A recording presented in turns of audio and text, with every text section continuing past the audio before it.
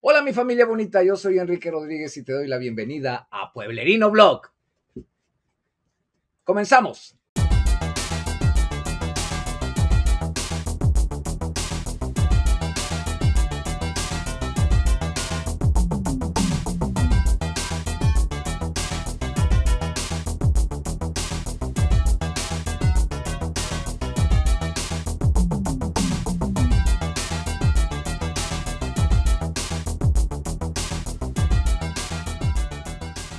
Hola, antes de contarles lo que pasó con el cronista, hay algo que tengo que decirles. Uno nunca sabe cuándo empieza una historia de miedo. A veces uno piensa que comienzan cuando aparece el fantasma, cuando alguien escucha una voz o cuando ocurren alguna de esas cosas que después nadie quiere explicar. Pero no, las historias verdaderamente de maldad comienzan mucho antes. Comienzan con una decisión, con una palabra que uno dice sin pensar, con una broma que parece eso, una simple broma. Y en el caso del cronista, todo empezó precisamente así, con una frase que, según él mismo contó después, no significaba absolutamente nada. Aunque créanme, después de saber lo que ocurrió, cuesta mucho trabajo creerle. Pero vamos por partes. Aquella noche, el cronista corría. Y cuando digo que corría, no me refiero a que iba deprisa porque tuviera alguna urgencia, no. Corría como corre alguien cuando sabe que lo vienen persiguiendo. Lo curioso es que nunca pudo explicar exactamente qué era lo que lo perseguía. Decía que no lo había visto, que jamás alcanzó a verle la cara, pero aseguraba que estaba ahí. Y eso a veces es peor, porque cuando uno ve algo, por horrible que sea, por lo menos sabe de qué tiene que cuidarse. Él, él solamente sentía que algo venía detrás. Corría por un terreno oscuro, apartando ramas con los brazos, tropezando con piedras, cayendo y volviéndose a levantar. La ropa se le había llenado de tierra y respiraba con tanta dificultad que parecía que en cualquier momento iba a caer muerto. Pero seguía, hasta que encontró un lugar donde, por alguna razón, decidió detenerse. Y aquí viene lo extraño. En lugar de seguir corriendo, comenzó a cavar. Con las manos. Sí, con las manos. Imagínense ustedes la desesperación que tenía aquel hombre para ponerse a hacer semejante cosa en plena noche. Primero quitó la tierra con los dedos. Luego encontró un tronco y comenzó a utilizarlo como herramienta. No sé cuánto tiempo estuvo así. Lo que sí sé es que cuando terminó, había hecho un hoyo lo suficientemente grande para meterse dentro. Y eso fue exactamente lo que hizo. Se metió. Después comenzó a cubrirse con la misma tierra que había sacado.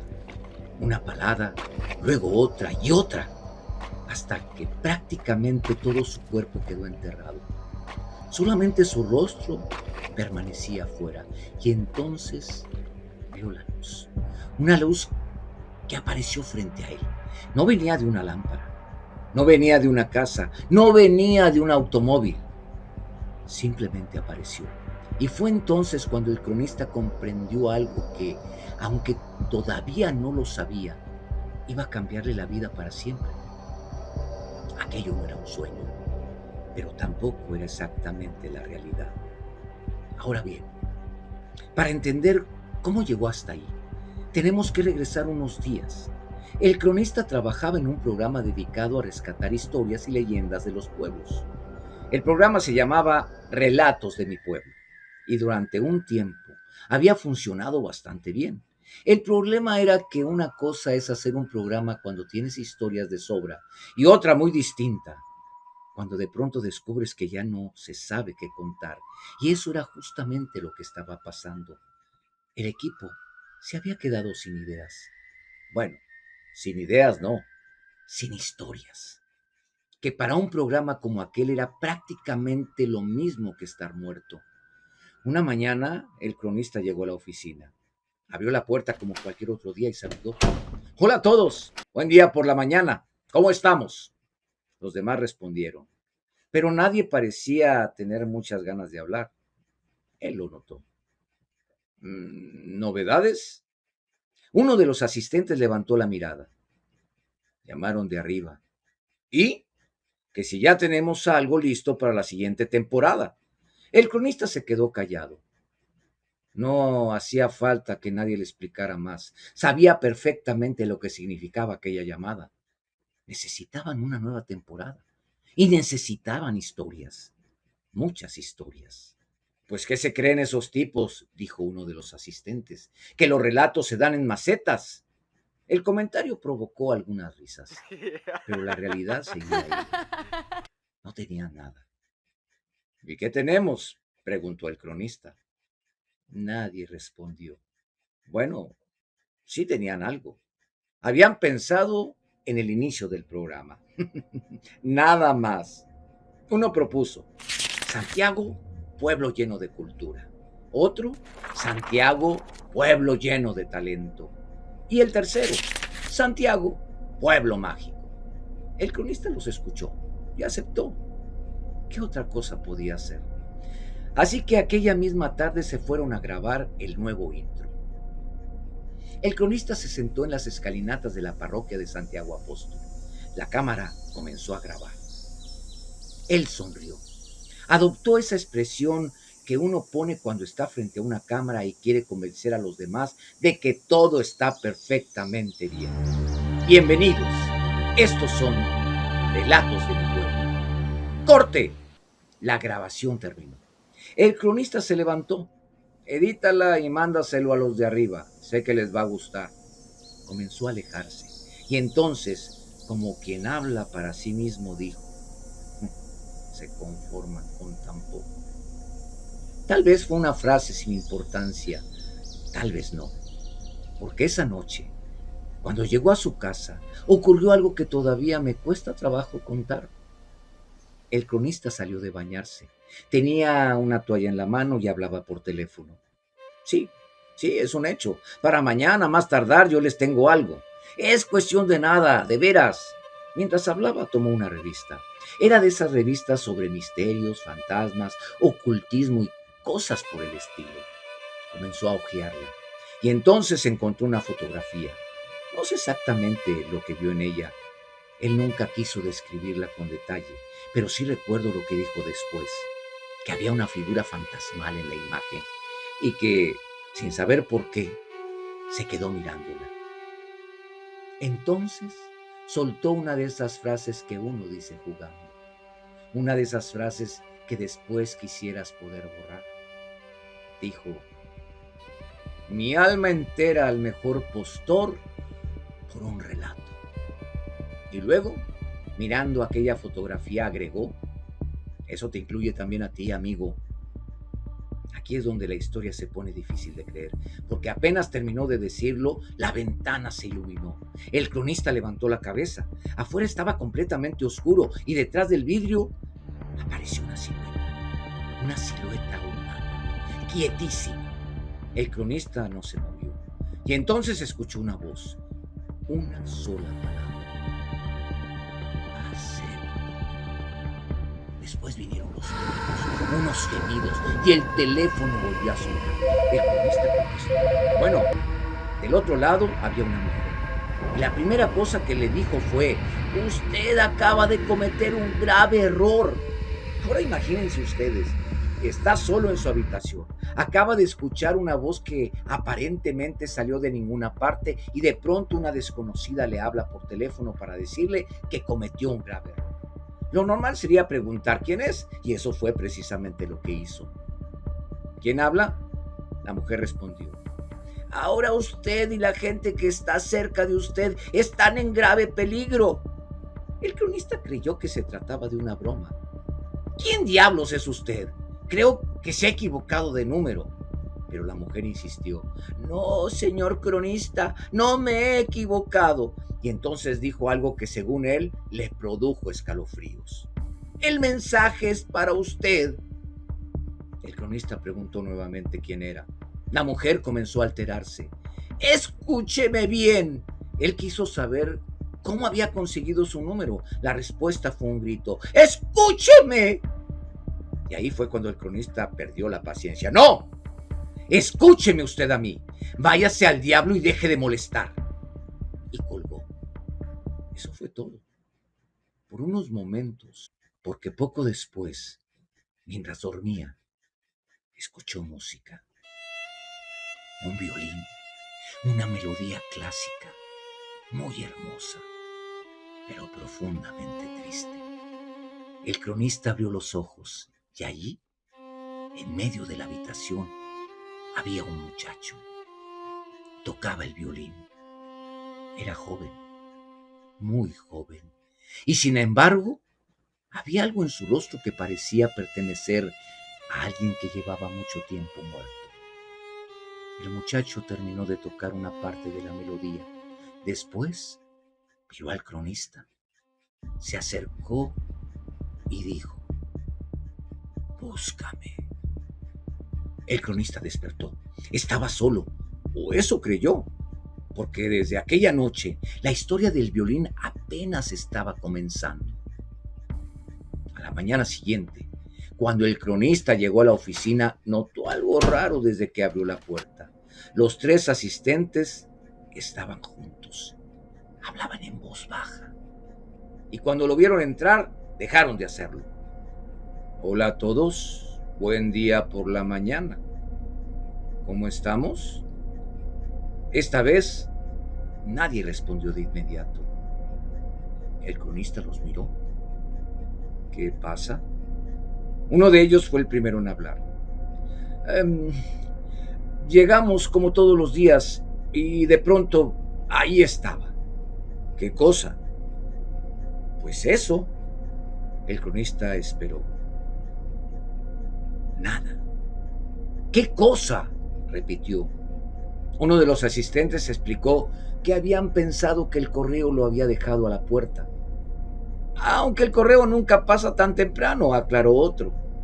El cronista comenzó a desesperarse. A ver. ¿Qué es? Finalmente se lo dijeron. Un violín. El cronista miró hacia la puerta. Ahí estaba. Un violín antiguo. Elegante. Perfectamente conservado. Pero no es cualquier violín, cronista, le dijeron. Uno de los asistentes había investigado un poco. Es un Stradivarius, aproximadamente del año 1900. El cronista se acercó, lo observó detenidamente. ¿Quién lo mandó? Nadie sabía. ¿Y para qué? Tampoco tenían una respuesta. Uno de los asistentes planteó entonces la pregunta que todos estaban pensando. ¿No cree que alguien trata de ayudarnos? El cronista no respondió. Se quedó mirando el instrumento. Por alguna razón, aquella madera le resultaba familiar, como si ya la hubiera visto, como si hubiese escuchado su voz antes. Finalmente dijo: a ver, busquen en el archivo histórico todo lo que se relacione con la música en el municipio. Los asistentes lo miraron. ¿Está de broma, cronista? Usted sabe la gran trascendencia musical que durante muchos años ha tenido Santiago. Tenían razón. Había demasiadas posibilidades. Grupos, conjuntos, estudiantinas, músicos, cientos de historias. No busquen un conjunto, respondió el cronista. Busquen a alguien virtuoso del instrumento en solitario. Los asistentes se miraron y por primera vez parecieron emocionados. Ahora mismo salieron de la oficina. El cronista quedó solo, frente al violín. Y aquí debo hacer una pausa, porque hay algo que todavía no sé cómo explicar. Él pudo haberse esperado, pudo haber dejado el instrumento donde estaba, pudo haber llamado a alguien, pero no. Extendió la mano y tocó el violín. Y en cuanto sus dedos rozaron la madera, sintió algo. No fue un simple escalofrío. Según contó después, fue como si una corriente eléctrica hubiera atravesado su cuerpo. Pero aquello no se quedó en una sensación. Las luces comenzaron a parpadear.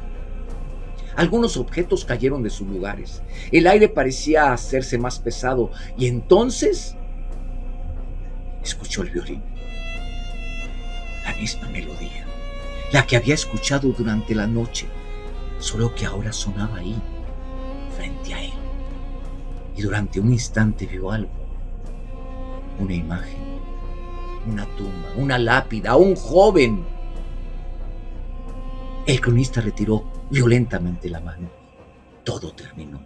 Las luces dejaron de parpadear, los objetos se quedaron quietos, pero él permaneció inmóvil, porque ya había comprendido algo.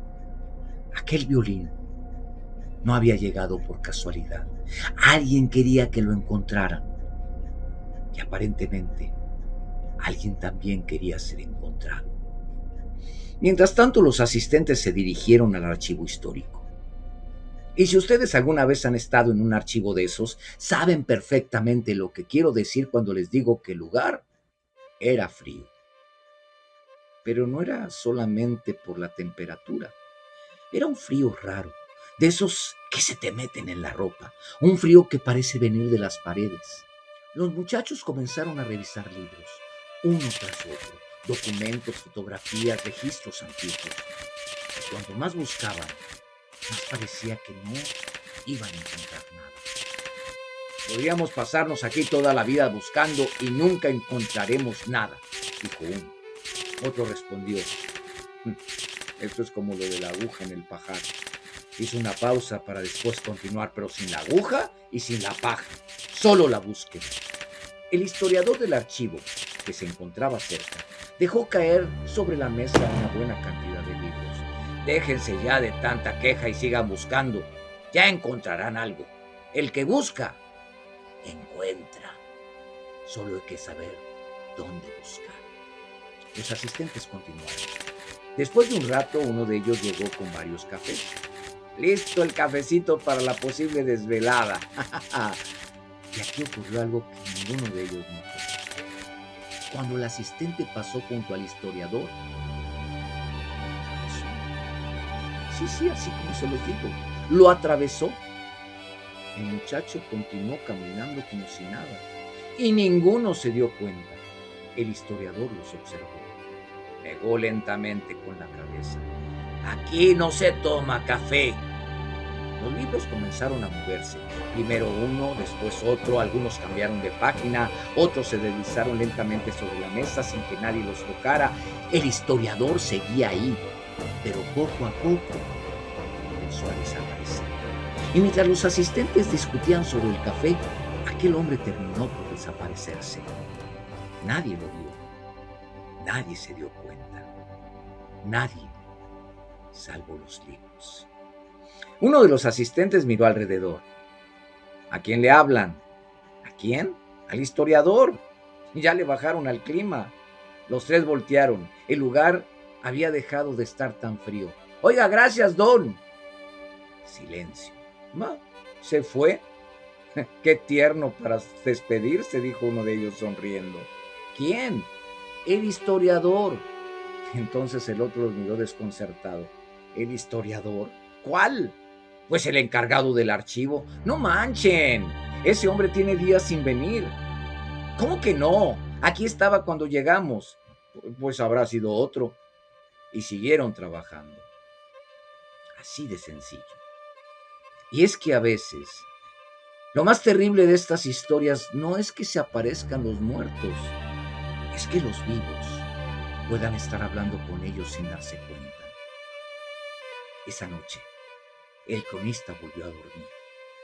O al menos eso intentó, porque nuevamente escuchó el violín. Esta vez la melodía era mucho más clara. Se incorporó en la cama, miró alrededor. Nada. Se levantó, intentó encender una lámpara. No funcionó. Probó otra, tampoco. La habitación quedó sumergida en la oscuridad. Entonces lo vio. El muchacho estaba de pie a unos metros de él, tocando. El cronista permaneció inmóvil. El joven terminó la melodía. Lentamente giró la cabeza, lo miró directamente a los ojos y comenzó a acercarse. Búscame, El cronista despertó de golpe. El teléfono estaba sonando. Lo tomó todavía confundido. Bueno, escuchó durante unos segundos. Su expresión cambió. ¡Ah, qué caray! Se levantó. Voy para allá. Y así fue como terminaron en el Panteón del Carmen. Habían ido al entierro del historiador. Los asistentes caminaban por los andadores mientras hablaban en voz baja. Uno de ellos dijo: «Se los dije, pero no quisieron creerme». Otro respondió: «Esto está muy raro. Te juro que estaba con nosotros». El tercero llevaba una libreta. Había comenzado a escribir algunas ideas. «Son portales». Los otros lo miraron. «¿Qué?»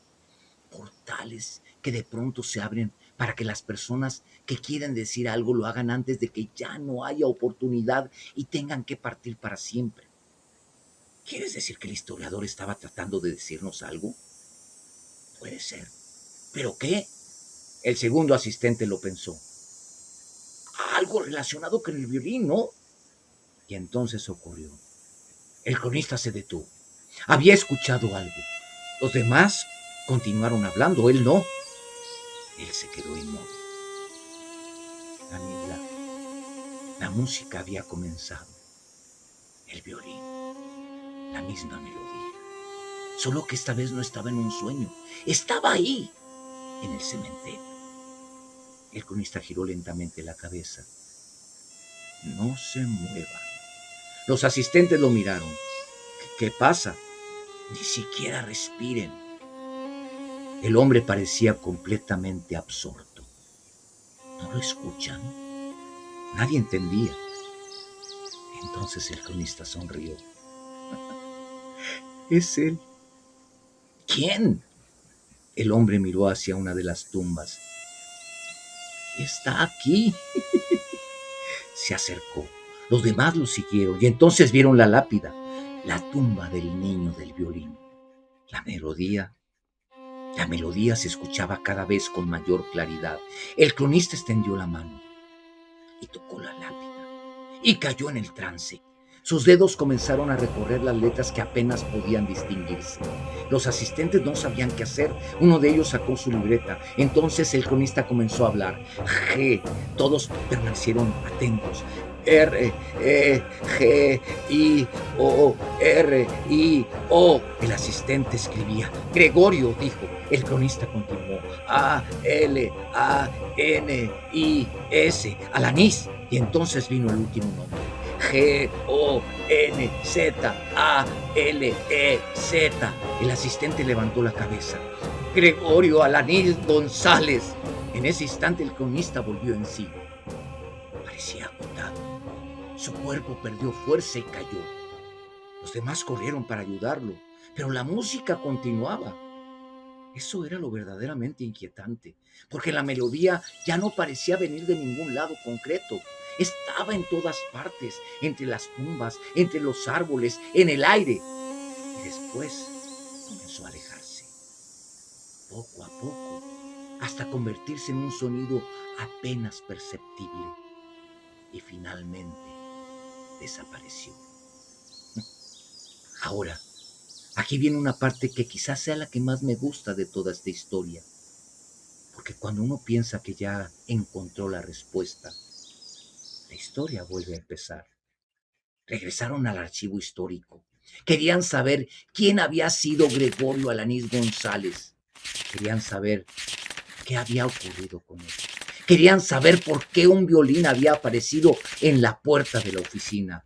Y sobre todo, querían saber por qué el muchacho necesitaba que lo buscaran. Pero el archivo estaba diferente.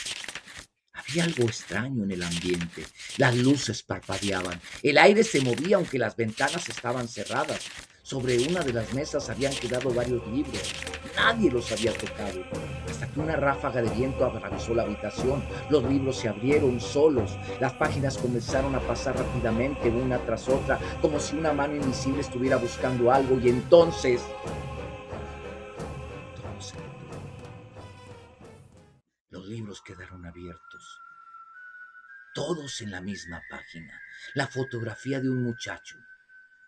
El niño del violín. Debajo de la imagen estaba su nombre, Gregorio Alanís González. Durante unos segundos no ocurrió nada y entonces se escuchó una sola nota de violín, larga, triste, tan triste que, según quienes estuvieron ahí, nadie quiso hablar durante varios minutos.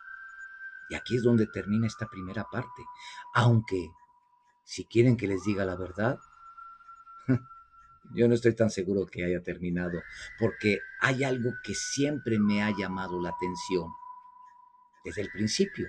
El cronista creyó que necesitaba una historia para salvar su programa. Después apareció el violín, luego apareció el muchacho, después el nombre y finalmente la historia. Pero quizá las cosas ocurrieron al revés.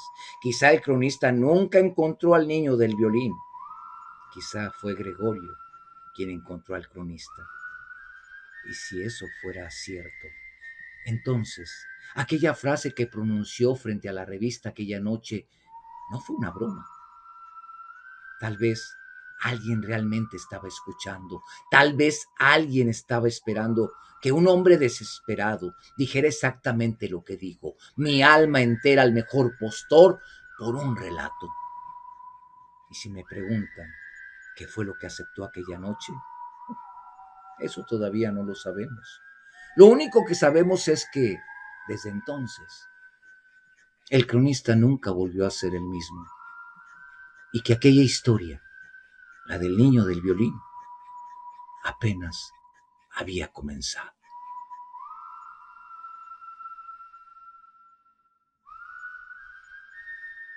Pues bien, mi familia bonita, hasta aquí el capítulo del día de hoy. La próxima semana el capítulo número 2 del cronista.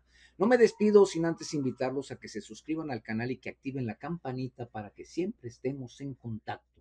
Mientras tanto, hasta la próxima.